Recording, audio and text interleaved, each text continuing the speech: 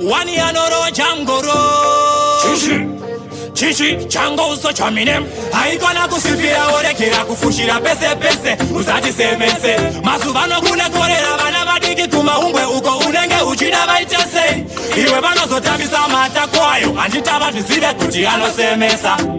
iwe fushira mata kwayo ndiri kurevesa pana chinosekesa shona vana vari kutambisa mata kwayo uona vari kutambisa mata kwayo vanenge ari kunakidza mata kwayo ndapananzwa kuda kubata mata kwayo avana vari kutambisa mata kwayo vanenge ari kunakidza mata kwayo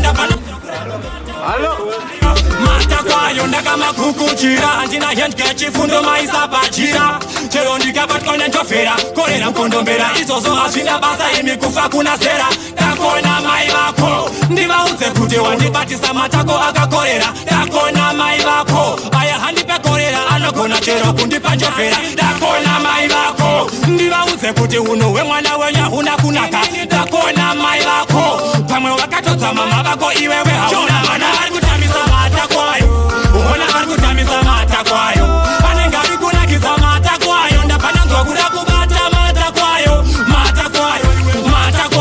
avana vari kutambisa mata kwayo vanenge ari kunakidza mata kwayo ndapananzwa kuda kubata mata kwayo mama vakati ukabata unoita njofera vakana ukabata iwe unoita korera vakati ukabata unoita mukondombera izvozvo hazvina basa imwe upenyu makasa ndakuda kubata kana ndakubata ndokumbira musandibata panenge pakashata ini ndichikura ndaida kuita fata asi ndakazoona kuti hunhu hwakashata saka ini ndakubata kana ndakubata ndokumbira musandibata ini panenge pashata ndati ndakubata imi musandibata ndati ndakubata ndirgai ndimbobata ona vana vari kutambisa mata kwayo uona vari kutambisa mata kwayo vanenge ari kunakidza mata kwayo ndapananzwa kuda kubata mata kwayo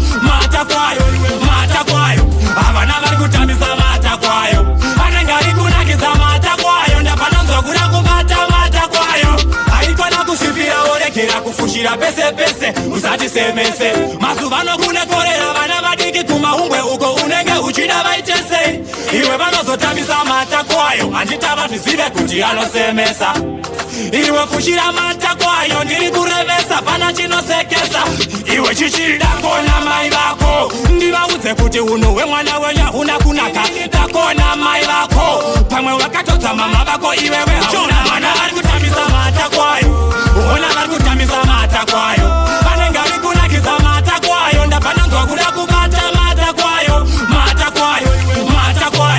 avana vari kutambisa mata kwayo vanenge ari kunakidza mata kwayo ndapananzwa kuda kubata mata kwayo tambisa mata kwayo uona vari kutambisa mata kwayo